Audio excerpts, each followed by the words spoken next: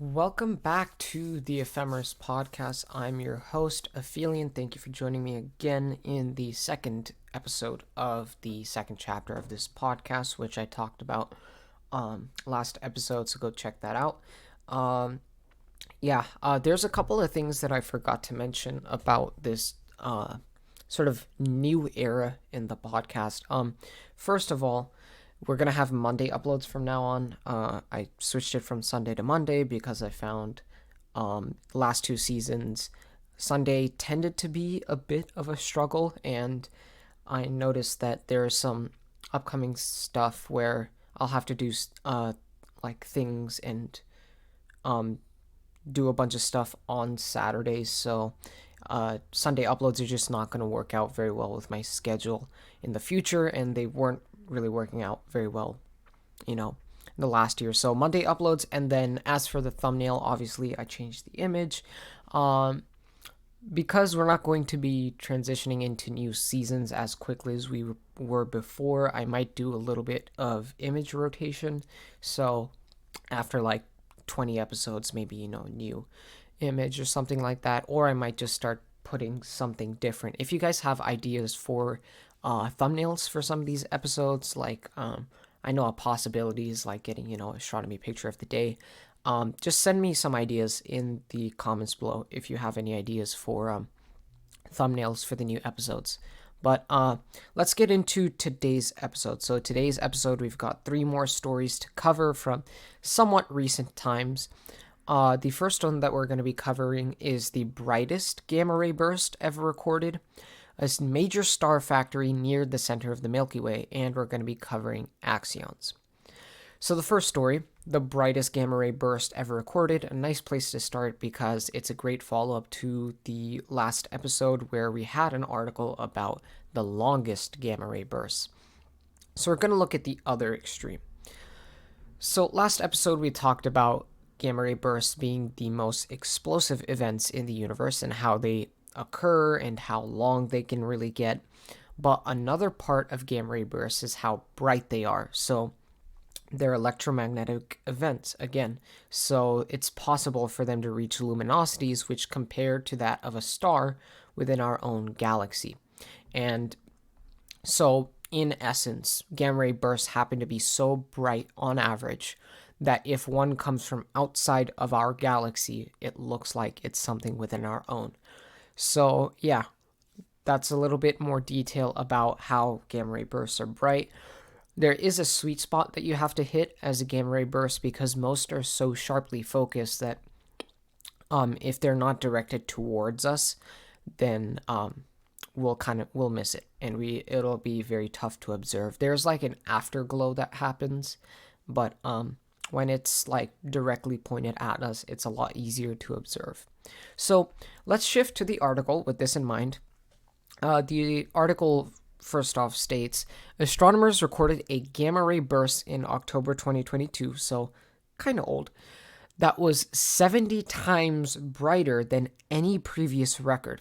Emphasis on any previous record because it likely isn't the brightest gamma ray burst ever, but the brightest to occur since humans, which is according to one of the co-authors on the study. But 70 times brighter than anything we've ever seen so far in terms of gamma ray bursts is very impressive. In fact, mind-blowing. And you don't even have to take my word for it. There's a statement in the article itself, quote, "The University of Sydney released notes that the burst was so bright that most gamma ray instruments in space couldn't measure its true intensity. They were literally blinded by the light." No, I was going to say no The Weeknd, but that's so weird to say because, he's got that song. Another quote from the article. The astronomical team believes the 2022 explosion, reported on by Gizmodo at the time, was a 1 in 10,000 year event. So yeah, obviously it's going to be the brightest one that humans have ever seen. And, as we talked about in the preface to this article, the burst has to be well aligned with us, and it has to produce a blinding luminosity and radiation on top of that. So, the rarity of this event is quite justified. A funny thing that the article also mentioned was that the event was labeled the boat, like the brightest of all time instead of the greatest of all time, which is like GOAT. Um, that's a bit of a ridiculous addition in my opinion. I mean, I kind of see it as a Gen Z appeal with a name like that, which is, I guess it's reasonable. I mean, it is literally the brightest of all time, but I don't know, weird way to label it. So, other than the gamma ray burst itself and the explosion that caused it, there were some other effects that were significant to astronomers. Another quote from the article: for weeks after the initial flash, X ray light scattered off dust in the Milky Way on its way to us. That resulted in the appearance of several dust rings expanding outward from the direction of the burst. The nearest ring is about 1,300 light years away, and the most distant is about 61,000 light years away on the other side of the Milky Way. And the researchers also took precise measurements of the burst's reverse shock, or the wave of material that moves backwards towards the origin of burst. So that was something cool. Gamma ray bursts in general can be helpful for navigating things like dark matter and sort of detecting it indirectly, as I think we've talked about before on the podcast. So yeah, that's pretty much what we've got for the brightest gamma ray burst and its extreme power and luminosity and radiation. The second story we've got today is about a star factory near the center of the Milky Way. And the reason why I picked this article to talk about is because we can actually discuss our galaxy in a little bit of detail. I think it's kind of nice to do that, especially for an astronomy podcast when we haven't even done that already. So, for context, our world, Earth, this big rock we live on, is one of 8 planets, excluding Pluto, in the solar system, which is one of many stellar systems in a galaxy we call the Milky Way. Not going to get into the mythology, it's just called the Milky Way. Let's just, leave it at that. The diameter of the Milky Way is anywhere between 85 and 90,000 light years, which are simplified numbers, very simplified numbers, just to be clear. And so the Milky Way is a spiral galaxy. Now, as for the sun, our solar system, in its talking about its location in the Milky Way, we're not on the complete edge. If you look at a map of the Milky Way, we are near the Orion Arm, which is fairly far out from the galactic center, but not in the Centaurus or Perseus arms, which are the furthest you can get, and not quite close enough to be in the bulge of the Milky Way, or the center. In the spirals of the Milky Way, I should mention, is where most of the star forming occurs, where most of the star forming regions are. H2 regions and molecular clouds, to be specific. At the center of our galaxy, as I said, we have a bulge with a lot of old stars, which sounds like one huge globular cluster. It's not quite like one big globular cluster, it's several of them, and it's just where sort of globular clusters tend to be in a galaxy. And another reason why it's not just one huge globular cluster is because there's got to be a huge radio source called Sagittarius A star in the middle. And we know it as a supermassive black hole because it was recently confirmed to be that in the famous image that you probably saw on the internet. What was it, 2017? I don't remember the year. But yeah, so that is a synopsis of the Milky Way galaxy. Spiral arms with a bunch of star forming, a bulge with a lot of globular clusters, and Sagittarius A star, supermassive black hole. So let's take all of this into our article here, which is titled, James Webb Space Telescope Sees Major Star Factory Near the Milky Way's Black Hole. Now, already from the title, you can tell this information is very contradictory to what we just talked about. So we're going to justify that a little bit with some upcoming details. So this star region is just 300 light years from the supermassive black hole sitting at the center of our galaxy. It's 50 light years wide, which is quite small compared to other like usual H2 regions or stuff like that, but nonetheless, it is called Sagittarius C. It, quote, involves members of a dense star cluster of baby stars or protostars. Within this cluster also lies a burgeoning star that has already assembled a mass 30 times greater than our sun's, yet is still growing. We'll talk about why that's interesting in just a moment. So other features of Sagittarius C include sections of bright ionized hydrogen energized by the ultraviolet light of other young massive stars. So okay, hold on. We just said that the spirals of the Milky Way galaxy have young stars and the bulge at the center is supposed to have old stars. Why do we now have young stars forming pretty much in the center of the galaxy? Well, this is a part of the paradox of youth that exists in our Milky Way, which, through a quick lookup of a definition, says compared to theory, there is an overabundance of young stars close to the supermassive black hole in the galactic center, and galactic center referring to the center of the Milky Way.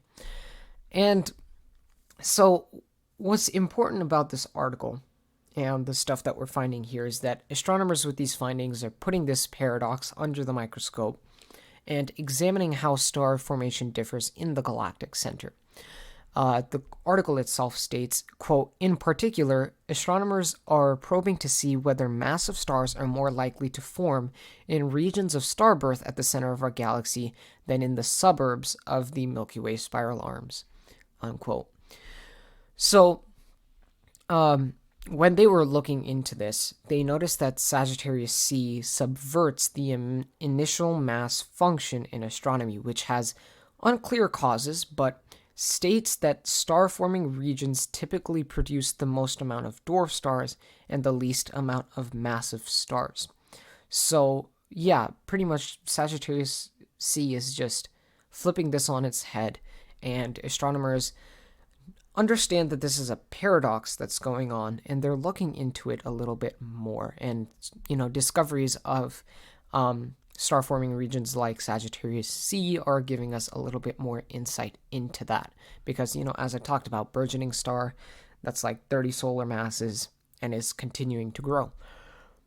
So it's interesting. It's not a resolved issue. It's still very much an unresolved paradox, but I think, this article does, give us a little bit of awareness about it, and it's cool to know. Some interesting stuff going on there. So, the third story that we're going to be talking about is Axions.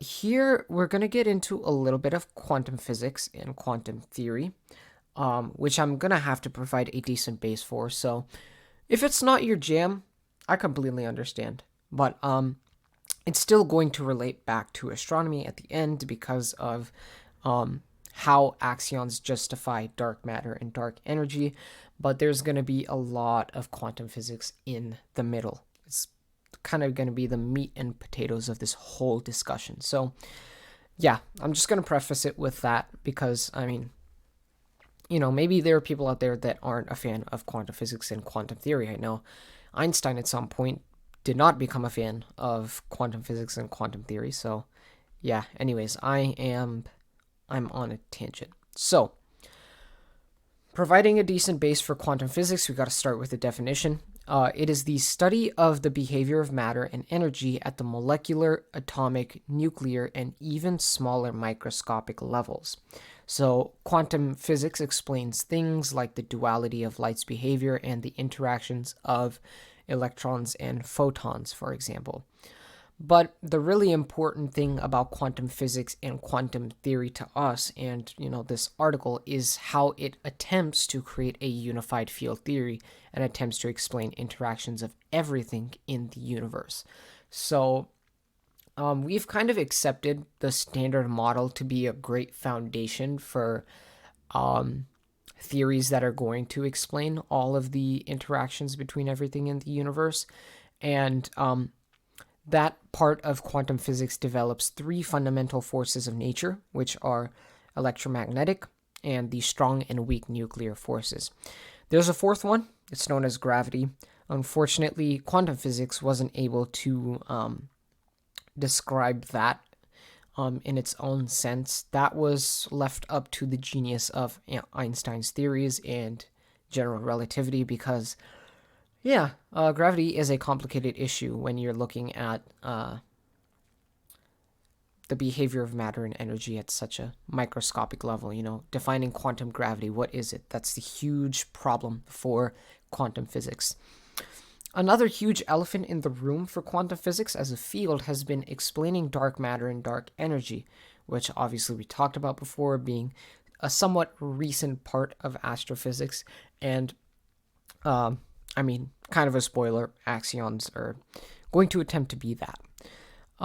There have been some really popular quantum theories in recent history, like string theory, which tried to incorporate gravity with particles like gravitons. But string theory in itself creates problems like too many dimensions and mathematically unusual properties at times, which I know kind of gets solved by superstring theory, but it's a complicated issue. So to bring in some clarity perhaps to this dilemma, we bring in our article today. So the context is for this article, sometime in 2020, scientists in an Italian laboratory meant for detecting dark matter received unexpected blips that could be axions. So now that we have a quantum physics and theory base, we have to define what axions are, because that's like, you can't do all of that and then just miss the most basic thing. So axions are a hypothetical elementary particle that could be a component of dark matter, which if you have a decent attention span, I just mentioned that. And so I'm going to let the article describe the origins of the axion because I actually couldn't have put it any better myself. Quote, the axion story begins in the 1970s when physicists developing the standard model, I don't know why I read Stanford there, developing the standard model, the framework that describes the known particles and their interactions, noticed something odd about the strong nuclear force, which binds quarks together to form the protons and neutrons within the nuclei of atoms. So, just to be very, very clear, if some people don't understand what quarks are basically, I would just simplify it to subatomic particles, but I could very much be wrong on sort of defining quarks that way. That's kind of how I see it, especially how it's kind of shown when you break up the atom into all of these quarks. But anyways, let me continue with the quote. Notice something odd about the strong nuclear force, which binds quarks together to form the protons and neutrons within the nuclei of atoms. This force somehow regulates the structure of neutrons to make them perfectly symmetrical. Put another way, although the neutron is neutral, the quarks within it carry charge, and for reasons unknown, this charge is spread out incredibly uniformly, at least to within 1 part in a billion, according to latest measurements. In the language of particle physics, the neutron is said to have charge parity symmetry, inverting all its charges from positive to negative, while also viewing its behavior in a mirror, would have no discernible effect. The question of why the particle has this arrangement became known as the strong CP problem, strong charge parity problem. Then, in 1977, Helen Quinn and the late Roberto Peccei, I hope I'm saying that correctly, both then at Stanford University, proposed a solution. Perhaps there is a hitherto unknown field that pervades all of space and suppresses the neutron's asymmetries. Later, theoretical physicist Frank Wilczek, hopefully I'm saying that correct as well, and Steven Weinberg deduced that if the standard model were tweaked to allow such a field, it would imply the existence of a new particle, dubbed the axion.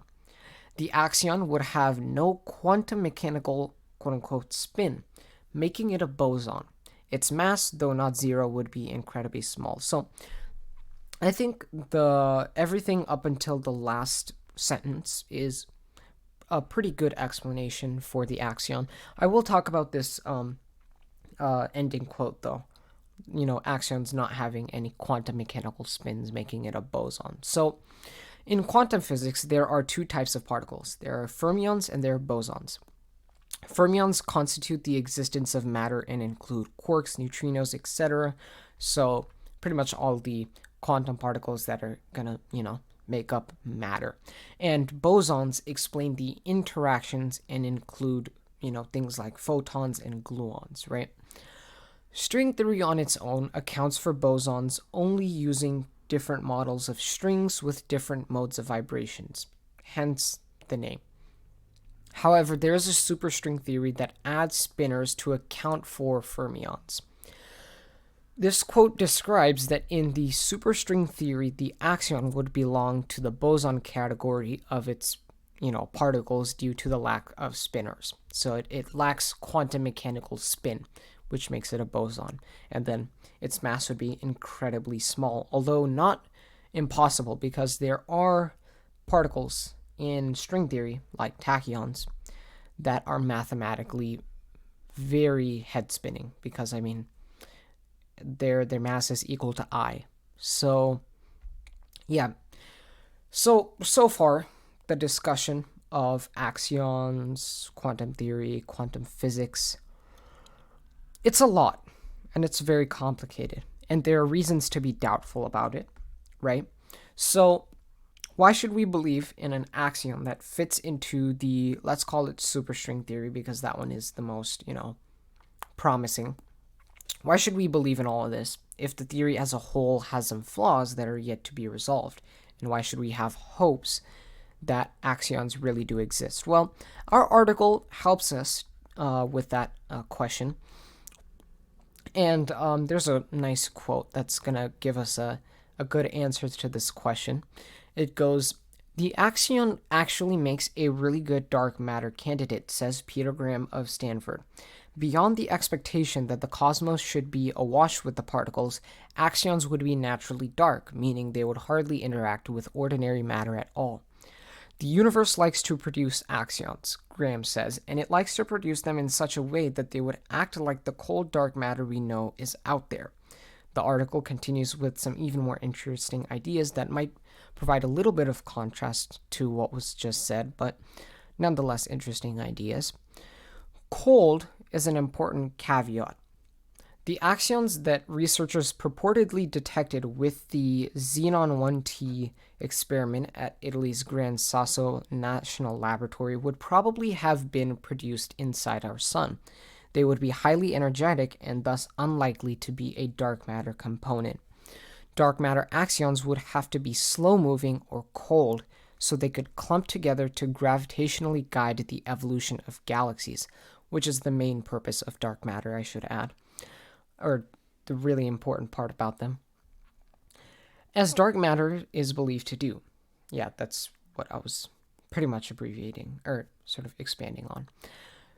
Theorists suspect such axions may have been produced in the early universe. Moreover, because the processes thought to create cold axions may be related to the universe's early growth spurt, and extraordinary ballooning in size known as inflation, finding and further studying these elusive particles could help physicists understand the very first moments following the Big Bang. And yeah, that's actually a really, really interesting thing about figuring out the Big Bang. We've gotten very far in science to the point that we can sort of map, I think, the very first few seconds of the Big Bang, but we struggle to go all the way to time equals to 0 because of the complications between quantum physics and astrophysics, right? There's a divide that has not been connected between those two that will allow us to go all the way to t equals to 0, right?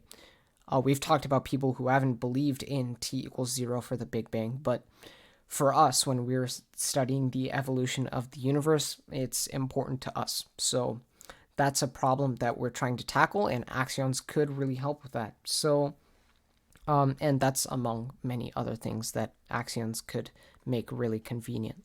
The article after this goes on to consider that the occurrences at the laboratory may have been due to unexpected properties of other quantum particles, but there's still some other insight for what this discovery could mean.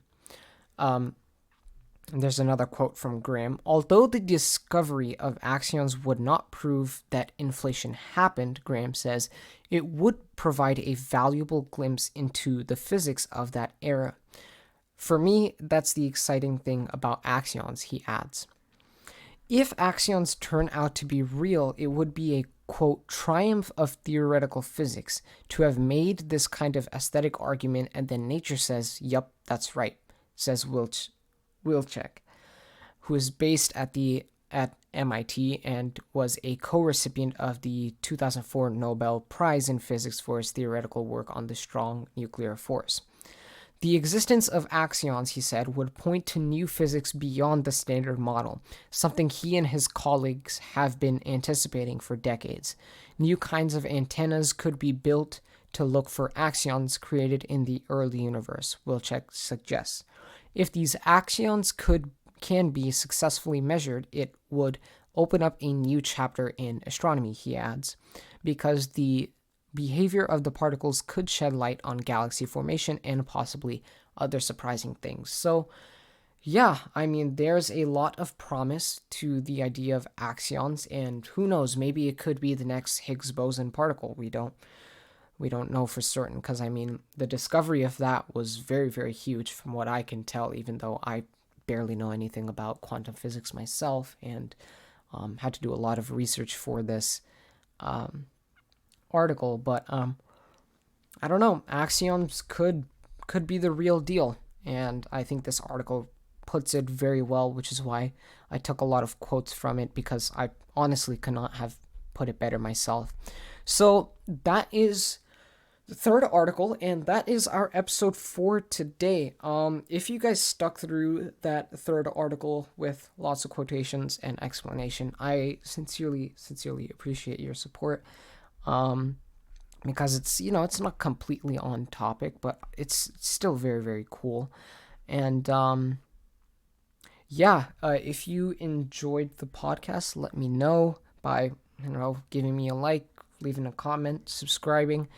And if you're new here and you have not subscribed, that's also a great reason to subscribe on YouTube. If you're listening on Spotify, perhaps, and you've just found out about this podcast, make sure to drop me a follow if you want to hear a little bit more and listen to some previous episodes on some other stuff. But that's all I got here for you today. I will see you all in the next episode, hopefully next Monday.